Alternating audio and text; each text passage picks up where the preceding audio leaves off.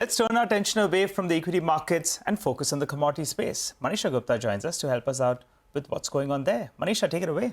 Thank you for that, Nigel. Well, I'm looking at the gold prices because there's no stopping this one. We're trading at yet another all-time highs in the Asian markets right now. So 2709 is an all-time high. In the early Asian markets, we saw 2700 take away. And since then, it has been a $16 to $17 of a jump up that you can see in case of gold prices. Well, 2685 for some time has been a very stiff resistance, but that got taken off very easily in the overnight markets there. So above 2700 there. With this, we are up by nearly 2.5% for this week. We are up 5% on the month, and for this year we are up by 30%. The gold clearly is outperforming various other asset classes and many other commodities as well, and with 30% of gains, gold is giving you the best yearly gain in 14 years now. That's the kind of strength we've seen on this one coming in. Silver as well, not too far behind, because we're looking at stronger gains onto that one as well.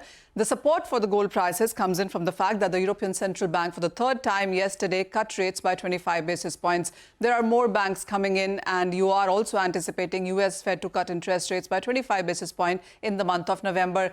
Going forward, it also is going to be about the uncertainty over the US presidential elections. When you pick all of those years, as and when there is US presidential elections, we have seen gold prices gain. And this time around, the uncertainty is just way too much. And then it also is about the geopolitical tensions. The war in West Asia has been adding premium to prices. The global central banks have been buying gold. And it's not just India which is buying gold right now in the physical sense, but the global funds on funds, ETFs, all of that also seem to be accumulating a lot of gold. The Western world actually is buying gold for the first time in a decade, the kind of way they're buying it. And then when you look forward, the forecast for the gold prices is much higher. Bank of America, Citi, and the LBMA meeting that just got concluded, all of them believe that $2,950 to $3,000 an ounce in the first quarter of 2025, if not earlier, is where you could be looking at the gold prices headed for. Silver also has continued to gain. Silver actually has outperformed gold with 34% of gains in this year until now. And the overall industrial metal as a pack also seems to be doing well today.